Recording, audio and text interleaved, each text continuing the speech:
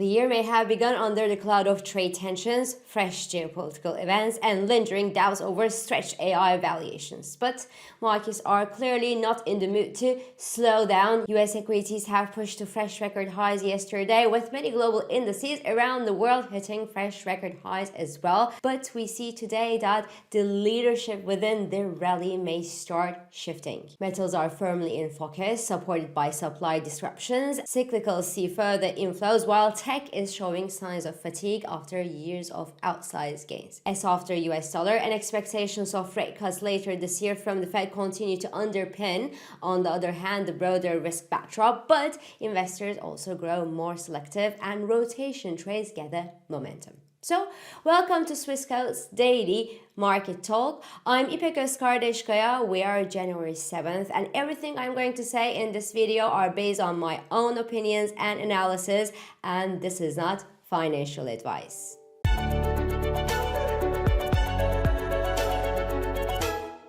So yes, the year may have begun with ongoing trade and fresh geopolitical uncertainties, questions regarding the legitimacy of Donald Trump's actions, both on trade and geopolitical fronts, and also the persisting doubts about AI valuations that have gone through the roof over the past 3 years, but none is enough to prevent the bulls from seeking fresh record highs. Apparently, the S&P 500 indeed printed the first record high of this new year, probably the first of another long series of record highs, while the Dow Jones Industrial Index printed its second record high this year yesterday, and Nasdaq advanced nearly 1% after dipping below its 50-day moving average a few sessions ago.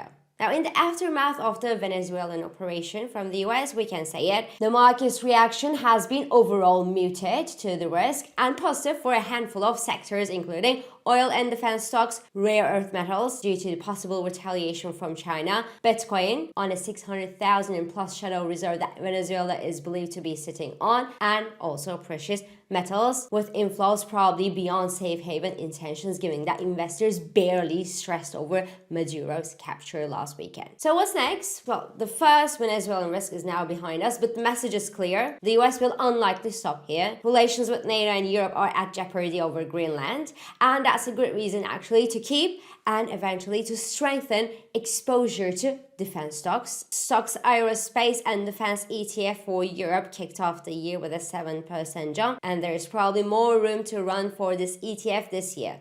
Metals, on the other hand, precious and others, also remain in focus. Silver is printing large fluctuations around the $80 per ounce mark. The rally is exacerbated by China's decision to restrict its silver exports as it does with rare earth metals, a policy that just took effect on January 1st. For now, each silver shipment from China requires the Chinese government's approval. Only large and state-approved companies in China meeting high production and compliance thresholds can export their silver, and the latter is estimated to potentially halve China's export capacity, removing 4,500 to 5,000 tons of silver from annual global supply, which is obviously a material chunk given persistent supply deficits in the silver market. And because Chinese refined silver represents a large portion of tradable silver globally, restricting exports tightens the global supply pipeline and amplifies market volatility. In summary, silver market is now facing a heavy structural supply squeeze, which should, in theory, support the price rally further. And it's not only silver, copper also hit a record high on COMEX on Tuesday due to another type of supply shock. Here is the rush to ship copper to the United States to avoid tariffs that leaves the copper market with a supply hole elsewhere in the world, pushing copper prices higher, along with the fundamental higher demand limited supply setup for the copper market as well. As such, copper also remains one of the hot trades of the moment and has room to extend its gains further. And in both cases, the US dollar's softness should also give an extra hand to the bulls in these markets. But there are risks. The main risk here is that once the tariff front running fades, some of that supply dislocation unwinds, or if the dollar rebounds sharply, it could take some heat out of the move in copper. But overall, the outlook remains indeed positive. Now, speaking of the US dollar, The US dollar reversed Asian losses yesterday and ended the session on a bullish note.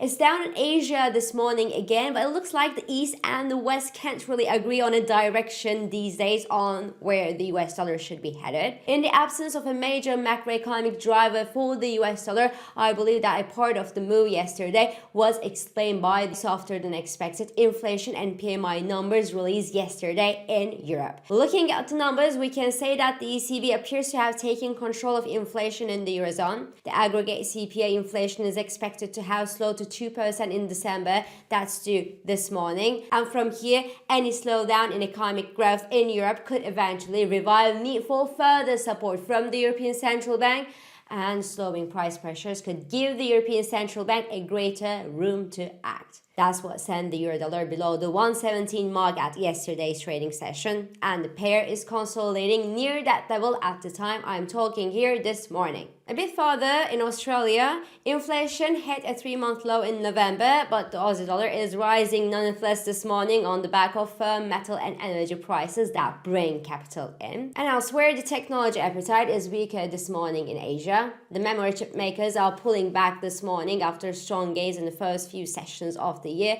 The Korean Kospi index, for example, is giving back early gains, while SoftBank is down by around 1.5% at the time I'm talking here, following Nvidia's inability earlier this week to whet investors' appetite at the CES event with the announcement that the Rubin chips are getting ready to be shipped, that the bullish revenue forecast given in October got brighter on strong demand, and that the company is now concretely moving into physical AI with its brand new Alpha Mayo platform, opening new doors obviously for fresh revenue.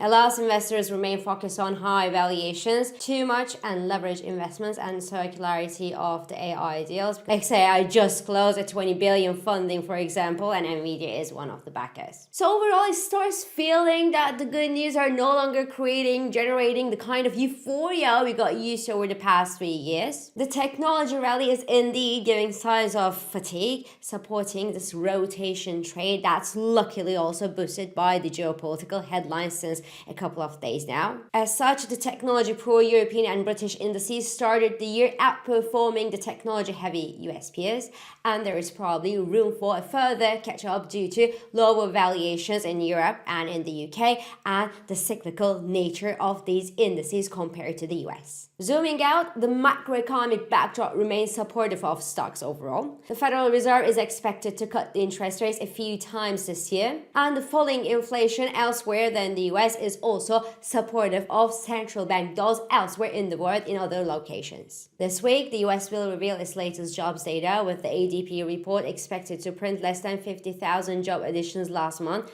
That report is due to be released later today. The weakening US jobs market has been a major game changer for the Fed, remember, that decided to look past the inflation risk in the US and give support to the labor market instead. As such, the US 2-year yield consolidates below the 3.5% mark, and activity on Fed funds futures today assesses nearly a 50% chance for a March interest rate cut from the Fed. So the thinking is always the same. Any further weakness in jobs figures from the US could help that narrative further develop and soften the Fed expectations and give support to stock valuations, while a set of stronger than expected figures could revive the Fed hawks and tame the appetite for risk investors. But note that the inflation leg of the US data is missing today, as the latest data that was released in December was subject to big statistical malpractice, remember, and failed to give a clear idea about the latest price dynamics in the US. The fact that inflation is easing elsewhere sort of gives a peace of mind to investors that price pressures in the US are also probably under control to allow the Federal Reserve to focus on jobs. But if it's not the case, and if inflation spikes suddenly in the US, then the Federal Reserve cut expectations could be rapidly thrown under a bus, and that, I think, is the biggest risk to the positive macroeconomic backdrop of today. So let's see what the data tells us. This is all for today. I'm İpek Özkardeşkaya, and thank you for joining me, and thank you for all your beautiful and supportive comments. I hope this episode of Market Talk has been helpful and it has been insightful to you. So please Do not hesitate to leave your comments, your reactions, and your questions below as usual. Follow us on Instagram, on X, on LinkedIn, but also on WhatsApp, Threads, Telegram, and Blue Sky for regular market updates. Subscribe to our YouTube channel for daily market comments, and please don't forget to hit the like button on these videos to let us know that you enjoy them. So I will meet you again tomorrow, and until then, good day trading. Trading and investing carry risks, including capital loss. CFDs in digital assets are volatile and not suitable for everyone. Swissquote assumes no responsibility for accuracy or losses from its use. Products and services are offered only where legally permitted.